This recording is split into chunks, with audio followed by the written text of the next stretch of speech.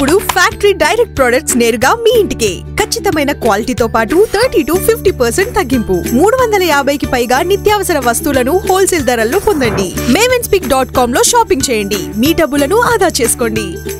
Is Indian middle class buying less? Especially the urban middle class buying less.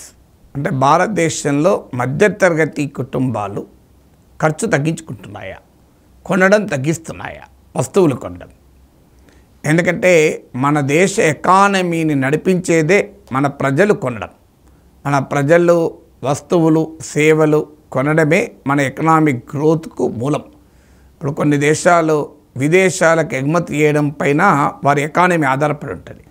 అంటే దేశంలో produce చేస్తుంటారు, ప్రపంచంలో అమ్ముతుంటారు. చైనా లాంటి దేశానికి ఎక్స్పోర్ట్స్ చాలా కీలకం. వాళ్ళ దేశంలో ఉండే కన్జంప్షన్తో పాటు మన దేశంలో వాస్తవంగా మన దేశ జీడిపిలో ఎక్స్పోర్ట్స్ ఆ స్థాయిలో లేవు. మనం ప్రపంచంలో అమ్మడం కన్నా కూడా మన ఎకానమీ నడిచేది మన ప్రజల కొనుగోలు శక్తి పైన. అందువల్ల ఇండియన్ మిడిల్ క్లాస్ ప్రధానంగా కన్జ్యూమింగ్ క్లాస్ ఇది. ఎందుకంటే రిచ్ క్లాస్ ఏమో చిన్నగా ఉంటుంది, వాల్యూమ్ తక్కువగా ఉంటుంది, వారు కొన్నా కూడా మాస్గా ఇంపాక్ట్ చేయలేరు. పేదవాళ్ళ దగ్గరేమో డబ్బులు ఉండవు కనుక వాళ్ళు కొనేది తక్కువ ఉంటుంది. అందువల్ల దేశ ఎకానమీలో వస్తువుల్ని సేవల్ని వినిమయం చేసేదే మధ్యతరగతి. కానీ మధ్యతరగతి తక్కువగా కొంటున్నారా అంటే అన్ఫార్చునేట్లీ ఆన్సర్ ఎస్. ముందుగా ఎలా తక్కువగా కొంటున్నారని చెప్తారు సార్ అని మీరు అడిగితే దానికి కావలసిన డేటా చెప్తాను, తర్వాత కారణాలు చెప్తాను. మీకు 2 సెట్స్ ఆఫ్ డేటా మీ ముందు పెడుతున్నాను. ఒకటి గవర్నమెంట్ డేటా, రెండవది కార్పొరేట్ కంపెనీల డేటా. గవర్నమెంట్ డేటా తీసుకుంటే ఎవ్రీ మంత్ మీకు ఫైనాన్స్ మినిస్ట్రీ, కేంద్ర ఆర్థిక మంత్రిత్వ శాఖ మంత్లీ ఎకనామిక్ రిపోర్ట్ అని దేశ ఎకానమీ పర్ఫార్మెన్స్ పైన వివరమైన రిపోర్ట్ ఇస్తుంది. ఈ finance ministry government of India monthly economic report ప్రకారము Q2 of 2025 ఫైనాన్షియల్ ఇయర్ అంటే జూలై టు సెప్టెంబర్ 2024 2024 డేటా కనుక చూస్తే అంతకుముందు క్వార్టర్ Q1 of 2025 అంటే ఏప్రిల్ జూన్ 2024తో కంపేర్ చేసి జూలై సెప్టెంబర్ 2024 Q2 డేటా చూస్తే అంటే ప్రజెంట్ ఫైనాన్షియల్ ఇయర్లో మనం ఇప్పుడు Q3లో ఉన్నాం, అక్టోబర్ డిసెంబర్. కానీ Q2 డేటాను Q1 డేటాతో పోలిస్తే మనకు అర్థమవుతుంది. మీకు ఫాస్ట్ మూవింగ్ కన్జ్యూమర్ గూడ్స్ ఒక ఇండికేషన్ FMCG అంటారు. ఇప్పుడు హిందుస్థాన్ లీవర్, నెస్లే ఇండియా, మారుతి ఇవన్నీ కూడా ఈ FMCG సెక్టార్లోకి వస్తాయి. ముఖ్యంగా హిందుస్థాన్ లీవర్, నెస్లే ఇండియా. ఇంకా కార్లు అంత ఫాస్ట్ మూవింగ్ ఉండకపోవచ్చు, కానీ మీకు హిందుస్థాన్ లీవర్ ప్రొడక్ట్స్, సోపులు, టూత్ బ్రష్లు, టూత్పేస్ట్లు ఇలాంటి నిరంతరం ప్రజలు కొనుక్కునే కన్జ్యూమర్ గూడ్స్. అందుకే వాటిని ఫాస్ట్ మూవింగ్ కన్జ్యూమర్ గూడ్స్ అంటారు. చాలా త్వరగా అమ్ముడుపోయేటువంటి కన్జ్యూమర్ వస్తువులు. సో వాటిని మనము కంపేర్ చేస్తే ఈ FMCG సెక్టారేమో చాలా స్లో రేట్గా అమ్ముడుపోతున్నాయి. వాళ్ళ అమ్మకాల వాల్యూమ్స్ చూస్తే Q2లో కేవలం 2.8%, Q1లో 10.1% గ్రోత్ రేట్ ఉండే. అంటే ఈ fast moving consumer goods FMCG వస్తువుల అమ్మకాలు ఏప్రిల్ జూన్ 2024లో మోర్ దెన్ 10% గ్రోత్ రేట్ ఉంటే Q2లో ఇది కేవలం 2.8%కు పడిపోయింది. అంటే భారీగా అమ్మకాలు పడిపోయాయి.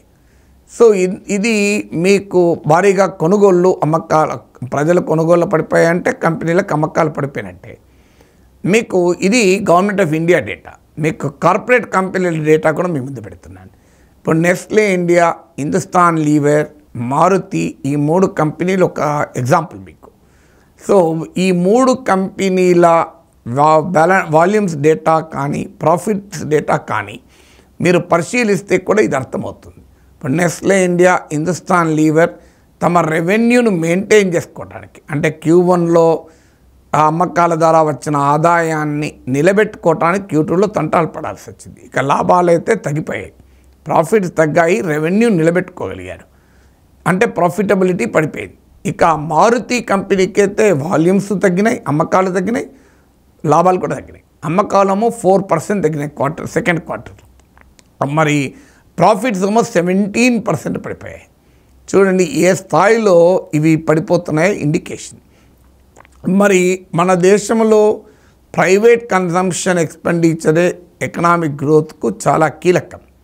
ఎందుకంటే మనది ఎక్స్పోర్ట్ లెడ్ ఎకానమీ. ప్రపంచంలో అమ్మి మన ఎకానమీ నడుపుకోవడం కన్నా మన దేశంలో అమ్మకాలు జరిగే వస్తువులు సేవల వల్లనే మన ఎకానమీ నడుస్తూ ఉంటుంది. ప్రధానంగా మనం ఎక్స్పోర్ట్ చేసినప్పటికీ కూడా దీనికి కారణాలు ఏంటి? మరి నేను మీకు గవర్నమెంట్ ఆఫ్ ఇండియా డేటా చూసినా, కార్పొరేట్ కంపెనీలు, ఎఫ్ఎంసీజీ కంపెనీల పర్ఫార్మెన్స్ చూసినా మనకు అర్థమవుతుంది. మరి దీనికి కారణాలు ఏంటి అని చూసినప్పుడు మొదటిది ఇన్కమ్స్ గతంలో పెరిగినంత కూడా పెరగడం లేదు. మీకు నోమురా అనే సంస్థ ఇచ్చిన గణాంకాలు ఉన్నాయి. ఆ సంస్థ ఏంటంటే లిస్టెడ్ నాన్ ఫైనాన్షియల్ కంపెనీస్, అంటే బ్యాంకులు, ఇన్సూరెన్స్ ఇలాంటి ఫైనాన్స్ కంపెనీస్ కాకుండా స్టాక్ మార్కెట్లో లిస్ట్ అయిన ఇతర కంపెనీల వేజ్ ఎక్స్పెన్స్ బిల్, అంటే ఆ కంపెనీలు తమ ఉద్యోగుల వేతనాల పైన ఎంత ఖర్చు చేస్తున్నారు, తమ ఉద్యోగుల వేతనాల ఖర్చు ఏ స్థాయిలో పెరుగుతుంది అని లెక్కలేశారు. 2022-23 ఫైనాన్షియల్ ఇయర్లో అరౌండ్ 10.8% పెరిగింది. అంతకుముందు ఫైనాన్షియల్ ఇయర్తో పోలిస్తే నియర్లీ 11% వారు వేజెస్ పైన ఎక్కువ ఖర్చు పెట్టారు. అంటే వారి ఉద్యోగులు ఎక్కువ మందినైనా రిక్రూట్ చేసుకొని ఉండాలి, లేదా ఉద్యోగులకు కాస్త ఎక్కువ శాలరీస్ అయినా ఇచ్చి ఉండాలి. రెండు పాసిబిలిటీస్ వల్లనే వేజ్ ఎక్స్పెన్స్ బిల్లు పెరుగుతుంది. సో ఏదైనా అది మధ్యతరగతి ప్రజలకు ఆదాయాలు పెరగటానికి దోహదం చేస్తాయి. కానీ ఇప్పుడు Q2 of 2025 అంటే జూలై సెప్టెంబర్ 2024లో ఇది కేవలం 0.8% మాత్రమే. అంటే దాదాపు ఈ కంపెనీలు వేజెస్ పైన పెట్టే ఖర్చు పెరగడం లేదు. అంటే అర్థం ఏంటి? ఎయిదర్ సాలరీస్ అయినా పెరగడం లేదు, లేదా రిక్రూట్మెంట్లైనా జరగడం లేదు. అప్పుడే వారి వేతన బిల్లు, వేజ్ బిల్లు దెబ్బతింటుంది. సో ఇదొక ఛాలెంజ్ మీకు ఈ నోమురా డేటా చూస్తే అర్థమవుతుంది. అదే సమయంలో మీకు ఇంకో డేటా కూడా చెప్తాను. ఇంకోటి కారణం ఏంటి అంటే ఇన్కమ్స్ ఇదొకటే కాదు. మీకు ఈ ఐటీ రంగం తీసుకుంటే, ముఖ్యంగా హైదరాబాద్ లాంటి మహానగరంలో ఐటీ యొక్క ప్రధానమైన సోర్స్ ఆఫ్ ఇన్కమ్స్. ఐటీ రంగంలో చూస్తే ఫ్రెష్ రిక్రూట్మెంటు బాగా తగ్గిపోయింది. అలాగే వేజెస్ పెరగడము బాగా తగ్గిపోయింది. రిట్రెంచ్మెంట్లు కూడా పెరిగాయి. అందువల్ల ఐటీ సెక్టార్లో గతంలో ఉన్నంత అట్రాక్టివ్గా లేదు. కారణం ఆర్టిఫిషియల్ ఇంటెలిజెన్స్, ఆటోమేషన్ పెరగడం వల్ల middle and lower level IT jobs effect అవుతున్నాయి. Highly skilled, highly talented IT జాబ్స్కోమో డిమాండ్ పెరుగుతుంది. Low and middle level skill ఉన్న వాళ్ళకేమో ఎంప్లాయ్మెంట్ ఆపర్చునిటీస్ ఐటీ సెక్టర్లో తగ్గుతున్నది. ఎకానమీ మొత్తం మీద ట్రెండ్ ఉంది. ముఖ్యంగా టెక్నాలజీ ఇంటెన్సివ్ రంగాల్లో ఇది ఎక్కువగా ఉంది. ఎందుకంటే సాధారణ పనులు కాస్త ఆర్టిఫిషియల్ ఇంటెలిజెన్స్ చేసేస్తుంది. సో రాబోయే కాలంలో ఈ ట్రెండ్ మరింతగా పెరుగుతుంది. సో అందువల్ల మీకు ఓవరాల్గా మిడిల్ క్లాసెస్ ఇన్కమ్స్ ఆశించిన స్థాయిలో పెరగకపోవడం వల్ల వారు ఖర్చులు అనివార్యంగా తగ్గించుకుంటున్నారు. ఇక దీంతో పాటు కాస్ట్ ఆఫ్ లివింగ్ పెరిగింది. ముఖ్యంగా ఫుడ్ ఇన్ఫ్లేషన్ గణనీయంగా పెరిగింది. మనం రోజు మీడియాలో చూస్తున్నాం. ఉల్లిగడ్డల ధరలు పెరిగాయి, టమాటాల ధరలు పెరిగాయి, బంగాళదుంపల ధరలు పెరిగాయి, కాస్ట్ ఆఫ్ ఎడ్యుకేషన్ పెరిగింది, కాస్ట్ ఆఫ్ హెల్త్ పెరిగింది, కాస్ట్ ఆఫ్ హౌసింగ్ పెరిగింది. దీనివల్ల ఏం జరుగుతుంది అంటే ఒకవైపు ఏమో ఆశించిన స్థాయిలో ఇన్కమ్స్లో పెరుగుదల లేదు, మరోవైపు ఏమో ఎక్స్పెండిచర్స్ ఏమో పెరుగుతున్నాయి. దీనివల్ల ప్రజలకు ఖర్చు చేయగలిగే ఆదాయం తగ్గిపోతుంది. డిస్పోజబుల్ ఇన్కమ్ అంటారు. ఎందుకంటే కొన్ని రకాల ఖర్చులు అనివార్యం. ఇప్పుడు పిల్లల చదువు పైన, అవసరమైతే ఆరోగ్యం పైన, ఫుడ్ పైన, వీటిపైన ఖర్చు పెట్టక తప్పదు. డిస్క్రిషనరీ స్పెండింగ్ తగ్గిపోతుంది. సో అందువల్ల అటు ఇన్కమ్స్లో పెరుగుదల లేకపోవడం, ఇటు కాస్ట్ ఆఫ్ లివింగ్ పెరగడం వల్ల ఇండియన్ మిడిల్ క్లాస్, ముఖ్యంగా అర్బన్ మిడిల్ క్లాస్ గతంలోతో పోలిస్తే తక్కువ ఖర్చు చేస్తున్నారు. ఇది మన ఎకనామిక్ గ్రోత్కు ఒక పెద్ద సవాల్గా మారుతోంది. అయితే అదే సమయంలో మీకు దీనికి కంప్లీట్గా కాంట్రడిక్టరీ డేటా కూడా చెప్తాను. ఇప్పుడు మీకు జూలై సెప్టెంబర్ మాసంలో మన దేశంలో యాపిల్ అమ్మకాలు రికార్డు స్థాయిలో జరిగాయి. యాపిల్ ఇండియా అమ్మకాలు యాపిల్ చరిత్రలో ఇండియాలో ఇంత స్థాయిలో యాపిల్ ఐఫోన్లు అమ్మలేదు. సో హయ్యెస్ట్ సేల్స్ యాపిల్ అమ్మకాలు జూలై సెప్టెంబర్లోనే జరిగాయి. మరి ఇదొక ఉదాహరణ. ఇంకొక ఉదాహరణ కూడా చెప్తాను. సో మీకు ఇదే పీరియడ్లో మనము అంటే ఇండియా మనకు GST October month GST collection చూస్తే ఇది జిఎస్టీ వచ్చినప్పటి నుంచి సెకండ్ హైయెస్ట్. మరి ఈ డేటాను ఎలా రీకన్సైల్ చేస్తాం? ఒకవైపు ప్రభుత్వ గణాంకాలు నెస్లే ఇండియా, మారుతి, అలాగే హిందుస్థాన్ యూనిలీవర్ ఇలాంటి కంపెనీస్ యొక్క డేటానే చూస్తే వస్తువుల కొనుగోలులో తగ్గిపోయాయి. మరోవైపు మరి జిఎస్టీ కలెక్షన్స్ ఎందుకు ఎక్కువ ఉన్నాయి? ఎందుకు మరి యాపిల్ ఫోన్ల అమ్మకాలు ఎక్కువ ఉన్నాయంటే నేను చాలాసార్లు చెప్పిన ఉదాహరణ, ఈ కన్జంప్షన్ అనే ఎకనామిక్ రికవరీ కే షేప్లో ఉంది అంటున్నారు. కే షేప్లో ఉందంటే కొన్ని పైకి చూస్తున్నాయి, కొన్ని కిందికి పడిపోతున్నాయి. కొంతమంది ఆదాయాలు ఎక్కువగా పెరుగుతున్నాయి, కొంతమంది ఆదాయాలు పడిపోతున్నాయి. అంటే యూనిఫామ్గా ఇన్కమ్స్ పెరగడం లేదు, దాంతో యూనిఫామ్గా స్పెండింగ్ పెరగడం లేదు.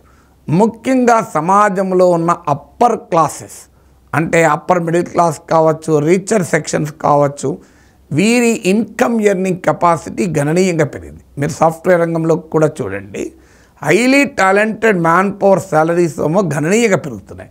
అక్కడ ఉద్యోగాల కొరత లేదు. ఒక్కొక్కరికి 2 ఉద్యోగాలు కూడా చేస్తున్న సందర్భాలు ఉన్నాయి.